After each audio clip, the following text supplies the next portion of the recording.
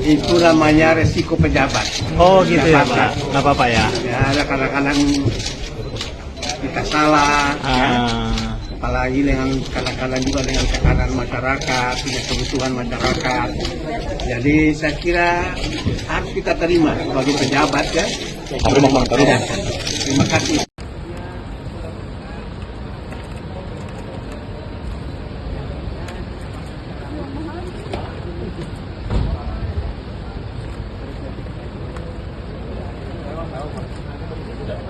Mau ada pengelola lapor warga sana nggak Pak? Pak Joko ngapain Pak?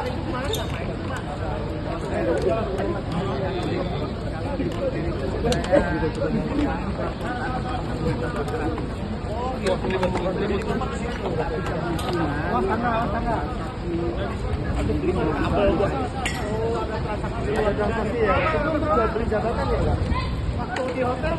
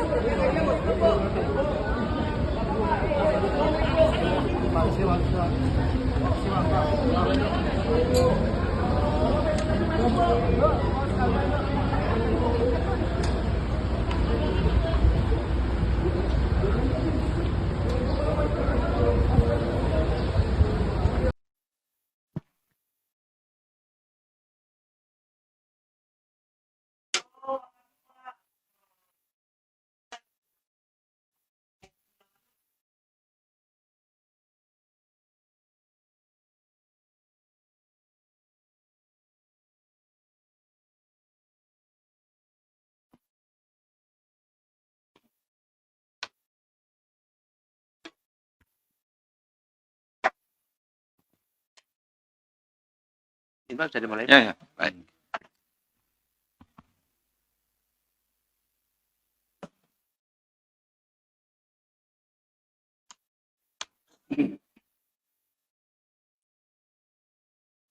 Bismillahirrahmanirrahim. Assalamualaikum warahmatullahi wabarakatuh. Selamat pagi teman-teman semuanya. Kalau pagi kelihatannya masih seger-seger ya. Ya. Baik. Sebagaimana yang sudah kami informasikan kemarin ya, KPK melakukan kegiatan tangkap tangan di wilayah Provinsi Maluku Utara dan juga Jakarta atas dugaan korupsi suap menyuap dalam pengadaan barang dan jasa serta perizinan di Provinsi Maluku Utara. Beberapa pihak telah ditangkap dan juga dimintai keterangan oleh tim di Gedung Merah Putih KPK. Tentu setelah melalui serangkaian proses panjang dan maraton tentunya, karena 1 kali 24 jam KPK harus menentukan sikap, dan semalam sebelum 24 jam kami telah menggelar perkara ini atau ekspos perkara ini di seluruh struktural kedeputian, pimpinan, dan tim penyelidik, penyidik, dan penuntut. Kemudian disimpulkan benar ada peristiwa pidana dan pihak-pihak yang dapat dipertanggungjawabkan di depan hukum. Oleh karena itu selengkapnya nanti akan disampaikan oleh pimpinan. Hadir pada pagi hari ini Pak Alek akan membacakan konstruksi perkara ini secara utuh dan lengkap.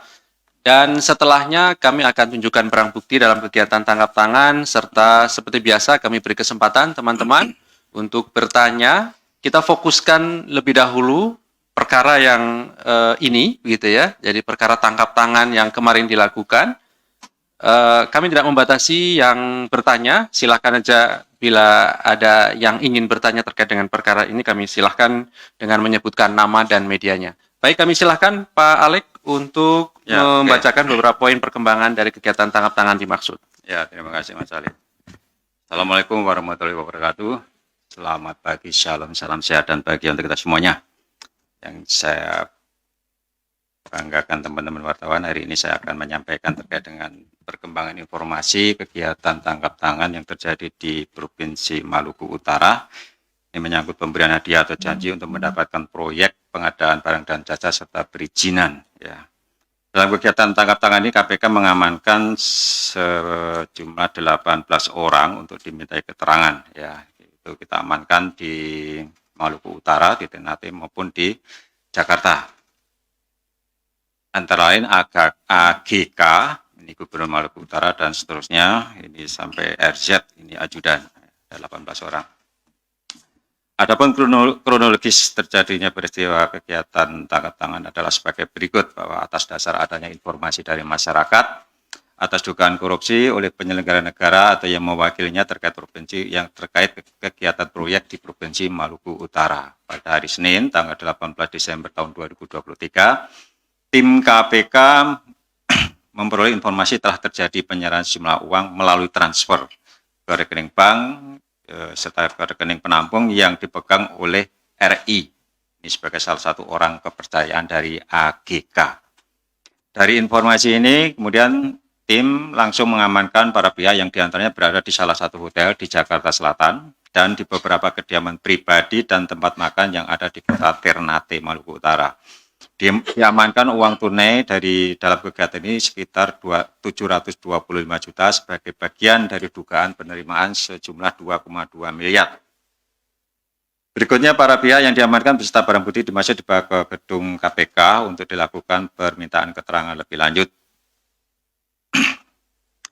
Atas dugaan tindak pidana korupsi yang kemudian ditindaklanjuti oleh KPK dengan melakukan verifikasi dan pengumpulan bahan keterangan dengan pemeriksaan para saksi sehingga diputuskan untuk naik ke tahap penyelidikan serta dengan kecukupan alat bukti dan selanjutnya dilakukan penyidikan. Dan pada hari ini KPK mengumumkan tersangka dan menetapkan untuk dilakukan penahanan sebagai berikut.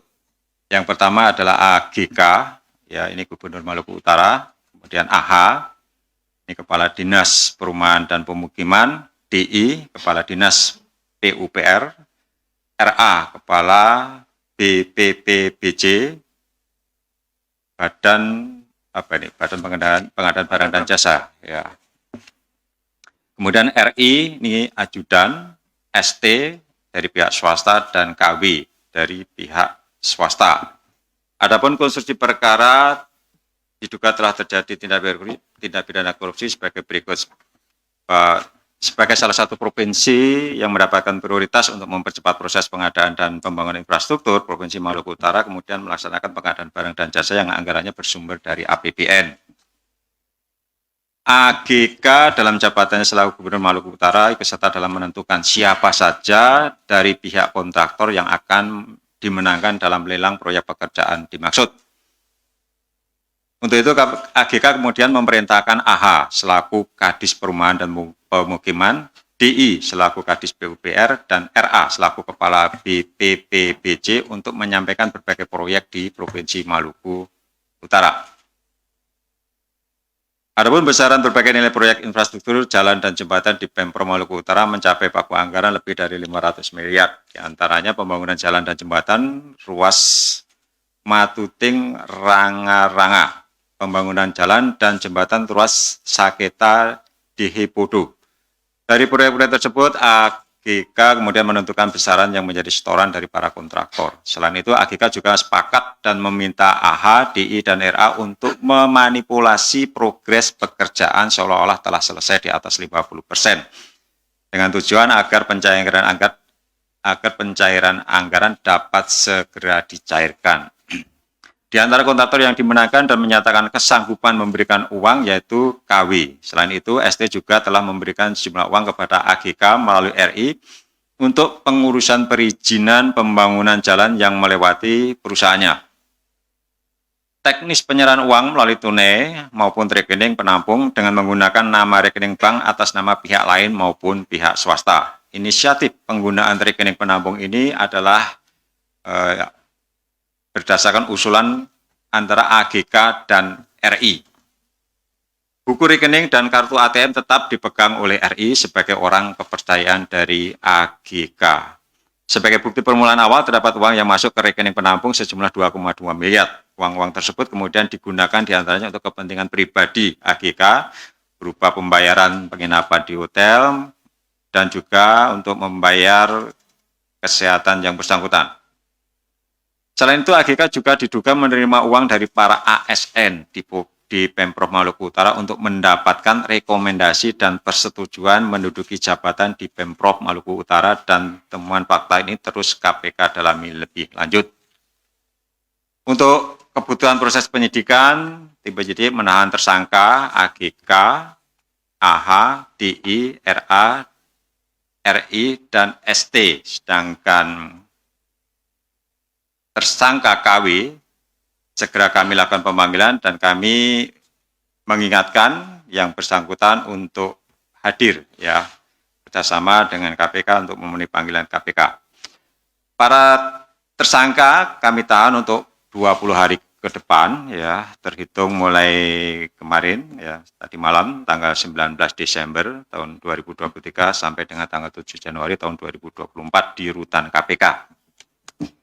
Tersangka ST, AH, DI, dan KW sebagai pemberi disangkakan melanggar pasal 5 ayat 1 huruf A atau huruf B atau pasal 13 Undang-Undang Nomor 31 Tahun 99 tentang pemberantasan tindak pidana korupsi sebagaimana telah diubah dengan Undang-Undang Nomor 20 Tahun 2001 tentang perubahan atas Undang-Undang Nomor 31 Tahun 99 tentang pemberantasan tindak pidana korupsi junto pasal 55 ayat 1 ke 1 KUHP.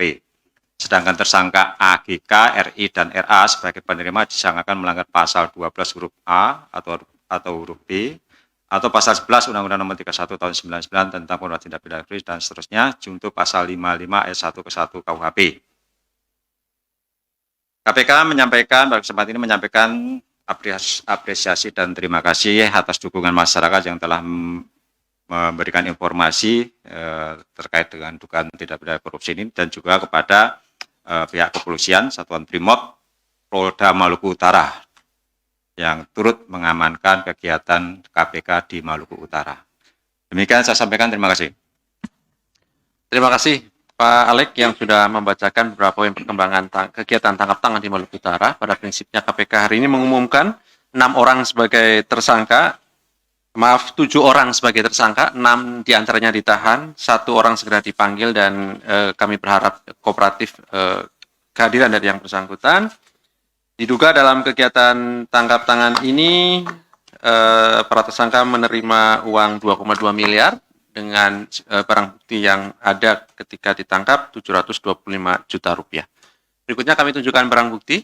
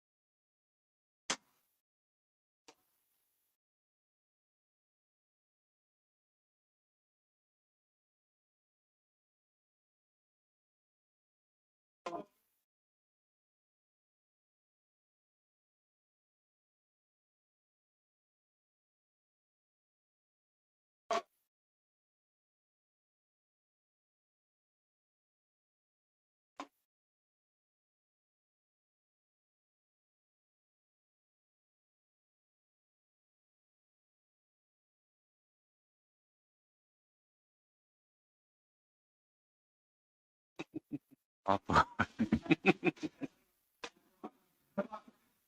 Malah nggak pernah megang gue.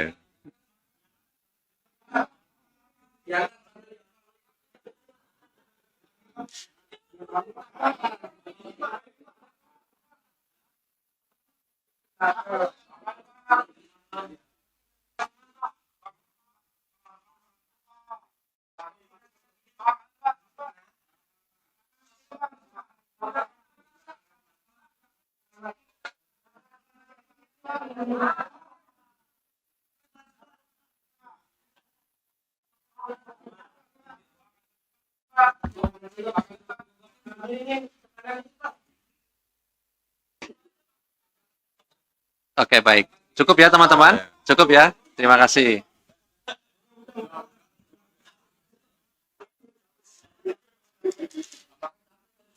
Oke,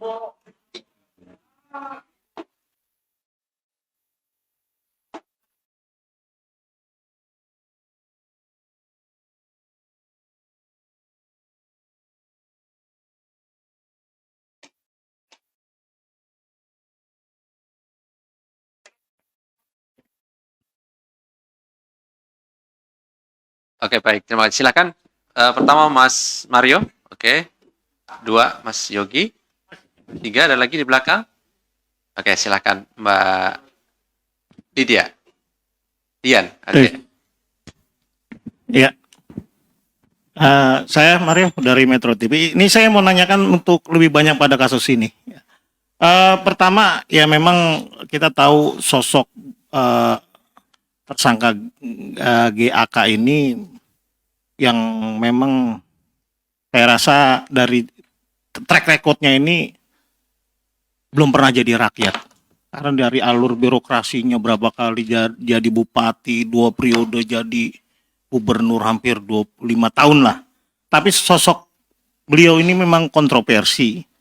Yang pertama itu saya melihat adanya beberapa pengaduan terkait dugaan kasus tindak pidana lain yang dilakukan GAK, yaitu penipuan.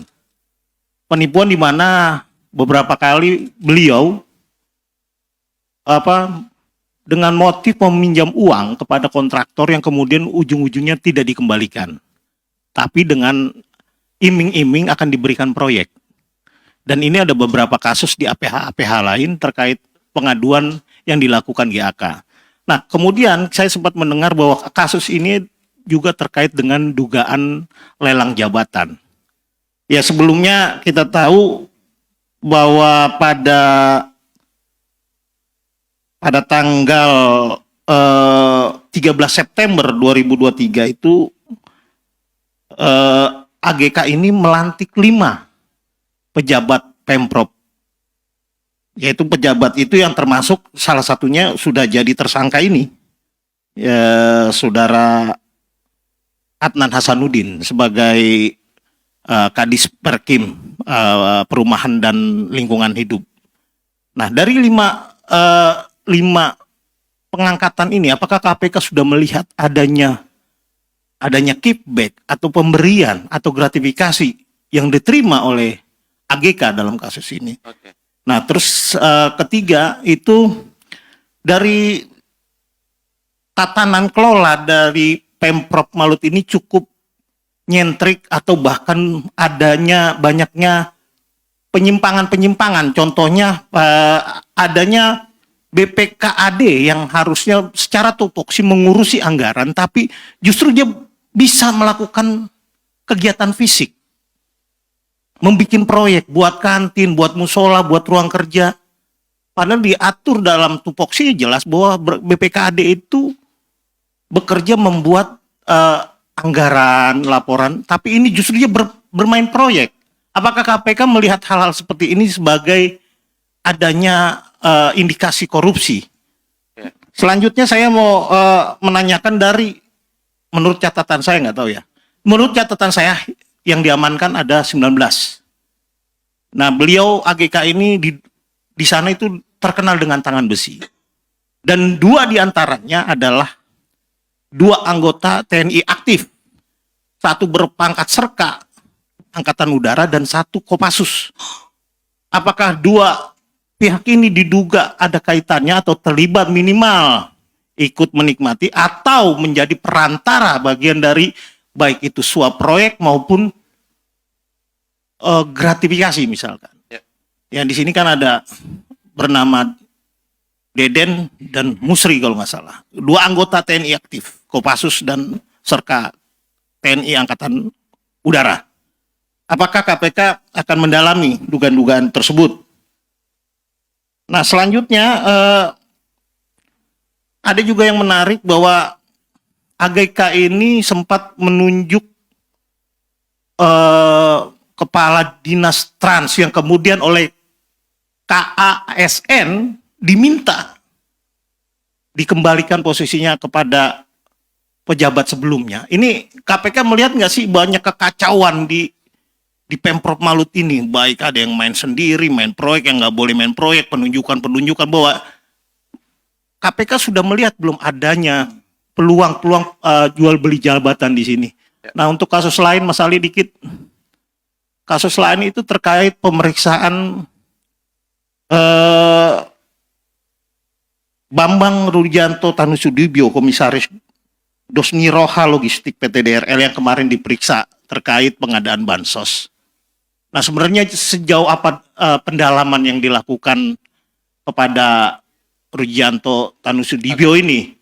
Dan saya mendapatkan informasi bahwa benar, dia membenarkan bahwa ada penerimaan dan terkait pengadaan tersebut yang kemudian sebagian dari keuntungan itu diberikan kepada Juliari sehingga KPK langsung melakukan pemeriksaan terhadap Juliari di lapas Tangerang.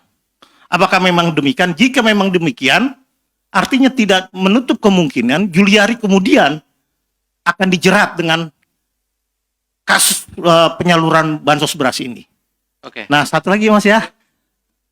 Pak Alek, ini kasus pembangunan Konawe itu, DPRD Konawe kok lama sekali, hampir 2 tahun ini. Sebenarnya dugaan kerugian negaranya sudah ada. Ini kan pelimpahan, sudah pembendelannya sudah cukup, tinggal dimatangkan. Sudah 2 kali diperiksa, si Roni Tanusaputra itu tidak ditahan. Dugaan kerugian negaranya sudah ada 8 miliar. Tadinya proyeknya 85, dimarkup 80, dikembalikan 80. Tinggal 8 kerugian negaranya. Nah, kok ini nggak ditahan, malah justru tersangkanya jadi juru kampanye di mana-mana. Ini kan bahaya, rakyat bisa ketipu loh. Padahal dia tersangka korupsi, tapi dia kampanye di mana-mana sebagai ketua Bapilu lagi. Ini bahaya, gimana Pak Alek? Tolong dijelaskan. Makasih. Oke. Tadi yang kedua Yogi ya? Iya, terima kasih Mas Ali, Pak Alex. Yang pertama soal kasus ini kan kalau nggak salah untuk penyusunan APBD-nya itu Malut itu kan juga mendapat pendampingan dari KPK ya, tapi ternyata juga masih terjadi kecolongan juga. Mungkin boleh bagaimana perhatiannya gitu. Kemudian yang kedua ini kan soal kasus jual beli jabatan itu kan sudah sering terjadi kalau nggak salah dalam 2 tahun ini udah 5 ya kalau nggak salah gitu kan. Nah, kemudian pengawasannya kan di bidang ini kan masih lemah. Kemudian di Undang-Undang ASN yang baru malah ASN-nya dihapus gitu. Nah, kalau melihat kerawanannya semakin tinggi ini, apa KPK akan semakin intens untuk mengawasi soal sistem merit dan proses mutasi demosi maupun rekrutmen jabatan pimpinan tinggi ini. Kemudian yang kedua mungkin langsung yang lain aja ya Mas. Soal transaksi mencurigakan dana kampanye, kemarin laporan PPATK itu kan Bawaslu itu sudah menyatakan kewenangannya itu terbatas gitu. Nah, artinya kan tumpuannya ada di aparat penegak hukum, terutama nih KPK gitu ya. Nah, apakah KPK akan berinisiatif untuk menindaklanjuti temuan tersebut, mengingat ini kan juga bagian dalam menjaga pemilu yang berintegritas. Gitu. Ya, terima kasih. Mbak Dian. Ya. Selamat siang Pak Alex, Mas Ali. Saya mau nanya di luar kasus ini ya Pak. Gak apa? Oke. Yang pertama mau tanya soal update baru dari OTT Kaltim. Dan yang kedua, sebelumnya Maki ada membuat laporan soal proyek Das Ampal di Balikpapan. Dan dugaan korupsinya itu ratusan miliar. Apakah KPK sudah menindaklanjutinya Pak? Terima kasih. Ya, oke, terima kasih. Cukup ya teman-teman, mewakili dari yang lain saya kira 3 orang. Oh, ada, silakan. Mas, saya Fana dari Investor Trust. Mau tanya ini katanya salah satu saksi yang mencoba untuk bunuh diri toilet. Benar nggak Mas? Makasih. Oke, makasih. Tambahan ini Mas satu Mas, yang di pra-peradilan Wamenkumham Jaksel, pihak Wamenkumham mencabut pra-peradilannya dari baru tadi ya. Dari KPK itu seperti apa dan tindak lanjut penanganan kasusnya gimana Mas? Oke, terkait baik. pemanggilan. Ya, terima kasih. Berarti informasi baru ini ya. Cukup. Ya, silakan. Nama Mas dari medianya. Iya. Oke, Assalamualaikum warahmatullahi wabarakatuh. Waalaikumsalam. Izin dikenalkan, nama saya Mardan Amin dari media Indobisnis. Ya, di sini saya tanyanya simpel aja Bang. Ya. Apakah KPK menjadikan Maluku Utara sebagai target utama atas dugaan maraknya atas maraknya dugaan korupsi yang terjadi di wilayah Maluku Utara, seperti Kabupaten Halmahera Selatan yang sampai saat ini belum ada yang ditersangkakan.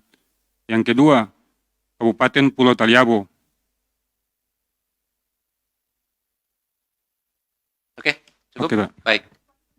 Oke, Wil. Silakan Wilda. Perkenalkan Pak, saya Wilda dari wartawan Detikom. Pak, saya mau tanya, ini kan Pak Kasuba ini ditangkap di Hotel Jaksel. Pak Kasuba ini lagi ngapain Pak di Hotel Jaksel itu? Terima kasih ya Pak. Ada. Nginap lah. Baik. Saya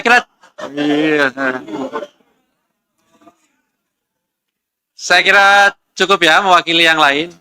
Jadi teman-teman nanti setelah ini kan masih ada acara lanjutan nih, sudah saya sampaikan ya, tenang aja. Jadi setelah ini selesai nanti ada acara lanjutan dengan Pak Alek. Nanti bisa kita banyak ngobrol dan diskusi lebih lanjut tentunya ya. Kami silakan Ya, Pak Alek dari oke. pertanyaan tadi. Ya, nggak perlu ya. Ya, tadi Mas Mario bilang terkait dengan reputasi yang bersangkutan, saya malah nggak begitu tahu ya. Ya, tapi yang jelas kemarin ya apa yang bersangkutan itu tertangkap tangan ya ketika menerima transaksi atau menerima uang lewat ajudannya atau lewat orang-orang kepercayaannya. Nah, tadi sebenarnya sudah diuraikan kan menyangkut perbuatan apa yang dilakukan sehingga yang bersangkutan menerima uang itu kan terkait perizinan, kemudian pengerjaan proyek, dan ada dugaan terkait dengan jual beli jabatan. Ya, tidak tertutup kemungkinan juga nanti Maluku Utara itu kan juga terkenal dengan tambang nikelnya kan. Ya, nanti pasti ya ada informasi-informasi yang sementara masih terus didalami. Nanti di dalam proses penyidikan karena ada dugaan banyak sekali aliran uang yang masuk lewat rekening-rekening orang-orang kepercayaan yang bersangkutan. Kemudian terkait dengan termasuk yang tadi itu yang ditanyakan melantik 5 pejabat, yaitu salah satunya kan saya sampaikan tadi memang ada pemberian-pemberian itu apakah semuanya itu memberikan, jangan-jangan tidak hanya kepala dinas tetapi juga para pejabat-pejabat yang lain juga. Ini memang sudah ya kita tahu berapa kali KPK melakukan penindakan kepada kepala daerah terkait dengan persoalan mutasi, rotasi para pegawai-pegawai di pemerintah daerah kan seperti itu. Ini dikaitkan dengan bagaimana pengawasan ke depan, padahal di Undang-Undang ASN justru KASN itu dihapus ya. Tadi yang menanyakan seperti itu. Ya sebetulnya apa? Tidak dihilangkan peran pengawasan itu, hanya ya yang Undang-Undang ASN yang baru itu fungsi pengawasan ASN itu akan disatukan ya di bawah Kementerian Pan-RB, tidak menghilangkan fungsi pengawasan terkait dengan rotasi, promosi ya maupun rekrutmen pegawai itu ya, tetapi pengawasannya kemudian akan disatukan dengan fungsi dari Kementerian Pan-RB. Di Indonesia itu kan untuk urusan ASN nanti kan banyak sekali kan, yang ada ASN, Menpan RB, ada BAKN, ada LAN, ya ada itulah dan berbagai fungsi. Ya, mungkin akan dilihat akan lebih efektif kalau pengawasan itu kemudian disatukan di dalam satu wadah Kementerian Pan RB barangkali ya. Mungkin, gitu kan. Nah, peran KPK seperti apa? Ya salah satu bidang yang menjadi intervensi KPK dalam MCP, Monitoring Center for Prevention, upaya-upaya pencegahan yang kami lakukan itu juga menyangkut persoalan manajemen SDM. Ya, kami berkoordinasi dengan KASN, dengan Kemenpan RB, ya sebagaimana yang diamanatkan undang-undang bahwa promosi, mutasi, rotasi pegawai itu harus didasarkan atas merit system, kan gitu kan. Cuma persoalannya sekarang yang terjadi di banyak daerah itu kewenangan kepala daerah itu selaku pejabat pembina kepegawaian ya itu sangat dominan ya, sehingga seolah-olah bisa menentukan orang itu mau ditaruh di mana dan mau ditaruh di mana. Sebetulnya kalau sistem kepegawaiannya itu bagus ya, mampu menilai atau ya setidaknya itu mengurutkan bagaimana yang berprestasi ya, mana yang tidak, sehingga ketika seseorang itu diusulkan menduduki suatu jabatan itu jelas track recordnya dan itu harus terbuka. Jadi nggak ada lagi pegawai yang ini kenapa orang itu dipilih ya, karena orang itu memang punya prestasi, orang itu bisa menunjukkan kedisiplinan, ya bisa menjadi contoh dan lain sebagainya. Itu seharusnya tercatat di dalam database kepegawaian itu. Nah, itu yang sebetulnya kami mendorong ya agar itu sistemnya itu sebetulnya sudah ada. BKN sudah membuat sistem itu. Ya, apakah itu kemudian diterapkan di daerah-daerah yang lain ya, itu yang perlu nanti kami lakukan monitoring ya, supaya apa itu tadi sistem pembinaan kepegawaian itu juga harus transparan. Ya, itu intinya. Siapa yang akan dipromosikan itu juga harus transparan. Itu prinsip dari manajemen SDM yang kami dorong. Kemudian terkait dengan keterlibatan anggota TNI aktif ya, ini yang sebagai ajudan AGK tentu nanti pasti akan didalami sejauh mana peran dari para anggota TNI tersebut, dan nanti ketika di dalam proses penyidikan ada bukti cukup, pasti nanti kami akan berkoordinasi dengan Puspom TNI ya untuk tindak lanjut apa yang harus dilakukan terhadap anggota TNI yang aktif tersebut. Kemudian terkait dengan BPKAD ya, ini Badan Perencana Badan Pengelola Keuangan dan Anggaran Daerah. Ini ikut mengerjakan proyek ya. Kalau proyek di unit kerja yang bersangkutan bisa jadi kan kadang-kadang setiap unit kerja itu punya proyek gitu, kegiatan-kegiatan. Apakah proyeknya itu ya tadi dikatakan membangun kantin dan lain sebagainya, ya pasti nanti akan dilihat apakah ada indikasi korupsi. Ya, ini sebetulnya ya korupsi itu kan terjadi karena tidak adanya check and balance ya. Ada yang merencanakan, seharusnya kan ada perencanaan, ada penganggaran, ya kemudian ada yang mengeksekusi, kemudian ada yang mengawasi. Itu 3 bidang yang seharusnya terpisah fungsi itu, kan begitu kan. Tetapi ketika suatu unit kerja itu dia melakukan perencanaan penganggaran, tetapi juga ikut melaksanakan kegiatan proyek, apalagi kemudian dia ikut terlibat dalam pengawasan, ya bubar semua. Nah, nanti kita lihat apa yang terjadi di Provinsi Maluku Utara itu bagaimana dengan pembagian tugas tupoksi masing-masing unit kerja itu ya. Apakah ya itu tadi yang disinggung, apakah terjadi tumpang tindih atau gesekan antar fungsi ya ketika fungsi itu ya. Nanti kita lihat evaluasi. Betul, KPK memang melakukan pengawalan tidak saja ke Provinsi Maluku Utara, tapi secara umum hampir semua provinsi, Pemda, kabupaten, kota itu juga lewat Kedeputian Korsub ya kami monitoring ya capaian-capaian dari MCP. Ya ada kelemahan betul di dalam monitoring MCP karena itu lebih banyak ke persoalan administrasi ya, hanya semacam checklist apakah dari tolok ukur yang kami buat itu apakah sudah dilaksanakan atau tidak ya kan. Itu yang kemudian menjadi tolok ukur untuk memonitor capaian dari upaya-upaya pencegahan setiap pemerintah daerah, baik provinsi maupun kota. Nah, tentu itu nanti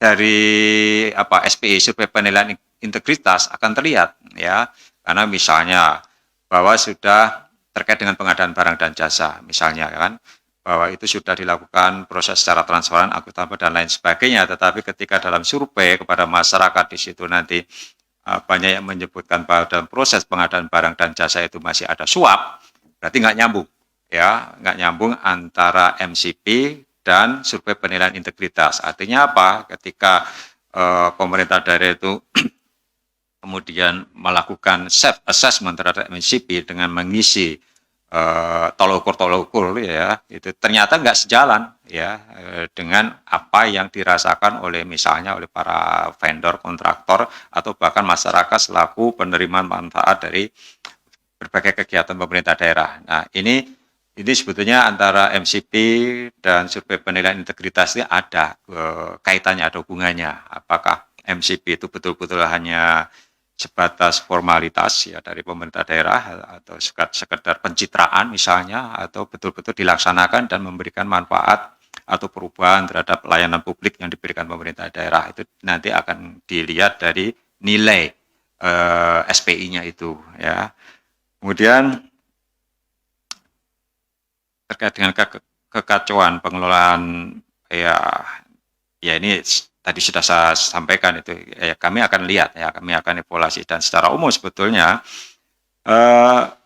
ketika seorang kepala daerah itu kemudian ya bermasalah hukum korupsi misalnya itu ya, secara umum tata kelola di pemerintah daerah itu ya nggak benar kan begitu. Bagaimana seorang pimpinan itu yang seharusnya menjadi role model ya, yang harus menjadi contoh teladan, kemudian staf di bawahnya melihat bahwa ternyata seorang kepala daerah itu juga melakukan perbuatan-perbuatan yang koruptif ya, pasti ke bawahnya juga pasti nggak benar ya.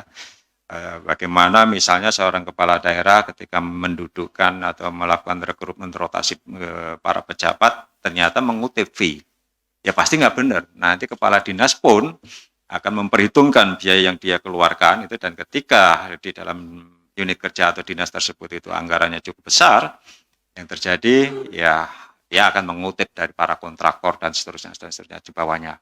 Ini seolah-olah siklus seperti ini nggak ada putusnya ya, nggak ada putusnya. Dan nanti mungkin kita akan berbincang lebih jauh lagi terkait dengan apa sih yang saya lakukan selama 8 tahun di KPK ya kan. Dari dulu awal ketika saya masuk IPK 34 sampai kembali lagi ke IPK 34 ini seolah-olah saya nggak bekerja apapun. Kalau dilihat dari IPK kan begitu kan. Nanti kita bincang-bincang banyak lah di situ kan. Diskusi lah kita nanti. Apalagi ini terkait dengan jual beli jabatan sudah, terkait dana kampanye nanti saja kita omongkan ya. Adalah ini kasihan nanti kelamaan berdiri. Jadi, ya itu dia pembangunan gedung DPRD Konawe misalnya. Nah ini terakhir kan sebetulnya sudah kami ambil alih ya, sudah berjalan di KPK ya. Tetapi di dalam pra peradilan di pengadilan Sulawesi Tengah di sana, hakim memutuskan bahwa pengambil alihan itu tidak sah. Ya, artinya berbagai upaya penyidikan yang dilakukan KPK menjadi tidak sah. Ya, jadi penetapan tersangkanya juga menjadi tidak sah. Jadi itu putusan pra-per. Nah, apa langkah selanjutnya? Sebetulnya pimpinan sudah memerintahkan ya, tidak usah dengan melalui mekanisme pengambil alihan. Ya. Karena berdasarkan undang-undang KPK, pengambil alihan itu kan ketika perkara itu sudah dalam proses penyidikan, dalam tahap penyidikan. Sementara penyidikannya sudah dinyatakan tidak sah, termasuk penyidikan yang dilakukan oleh Polda Sulawesi Tengah. Makanya pimpinan sudah memerintahkan, ya sudah tidak usah melalui mekanisme pengambil alihan, tetapi langsung melakukan penyelidikan. Ya, penyelidikan toh sebetulnya secara substansi perkara tersebut kan sudah terang benderang ya, artinya sudah melalui proses cukup lama.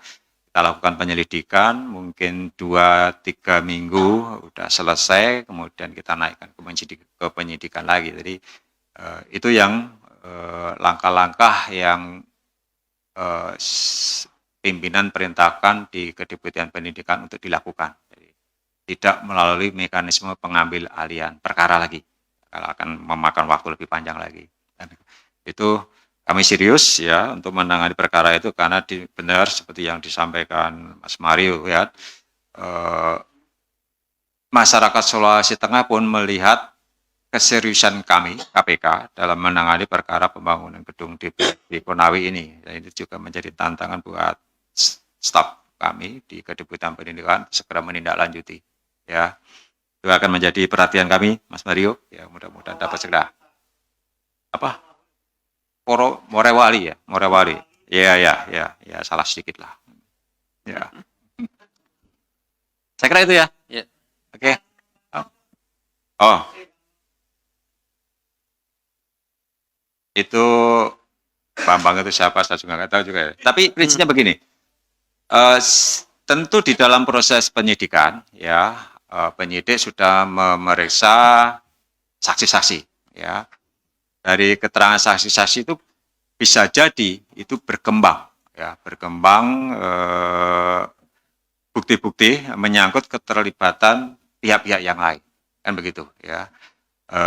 Itu pasti nanti yang akan didalami lebih lanjut oleh penyidik, dan ketika penyidik itu sudah menemukan cukup bukti keterlibatan dari pihak lain, nanti pasti akan dilakukan ekspos. Dan secara berkala, pimpinan juga sudah, meskipun POB-nya belum dirubah, pimpinan juga sudah memerintahkan agar ada ekspos pengembangan perkara, ya. Setidaknya setiap 2 bulan sekali kita akan minta dari para penyelidik atau penyidik menyangkut perkara-perkara yang sedang diselidiki atau dilakukan penyidikan. Sehingga apa? Pimpinan kalau ditanya nggak tahu apa-apa, seolah-olah kan begitu ya. Selama ini kita percaya sepenuhnya kepada Kedeputian Penindakan, ya apapun yang disampaikan ke pimpinan ya, itu sebagai input, itu seolah-olah ya hanya itu saja. Tapi kemudian ternyata dari informasi yang kami terima, ya, ternyata banyak pengembangan case, ya, itu yang kemudian tidak termonitor oleh pimpinan. Ya, makanya kami mengembangkan mekanisme untuk melakukan monitoring atau pengawasan itu dengan mewajibkan para penyidik, ya, kemudian juga mungkin penuntut umum, bagaimana proses persidangan yang berjalan, apakah ditemukan fakta persidangan misalnya, ya itu pimpinan akan meminta mereka untuk ya setidaknya melaporkan secara berkala apa-apa saja yang mereka lakukan. Saya kira itu, ya nanti aja deh, nanti aja kita obrolin lah. Nanti setelah ini kan kita acara. Saya baru dengar, ya terus terang, ya. Ya, tentu pasti nanti kami akan rapimkan, ya.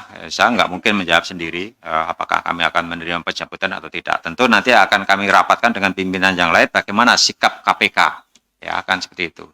Ya, jadi itu, ya, jadi kami juga baru mendengar, ya, baru mendengar ini kan, ini tentu akan segera kami rapimkan untuk menentukan sikap apakah kita setuju untuk penghentian atau lanjut saja. Toh sebetulnya praper ini kan 1 minggu saja ya. Iya, ya, itu saja. Saya khawatir juga ya, dulu seperti siapa itu salah satu itu kan mengajukan praper tiba-tiba ditarik, kita ikut, ngajukan lagi praper berikutnya. Nah, ini kan jadi nggak jelas kan. Ya, kita pengen ada kepastian ya. Saya kira itu. Ya, baik. Terima kasih Pak Alek. Terima kasih teman-teman semuanya, karena setelah ini kan ada acara lanjutan dengan Pak Alek juga, jadi masih setelah nanti. Ya udah kita lanjut aja setelah ini. Setelah keluar Pak. Ya setelah keluar. Baik.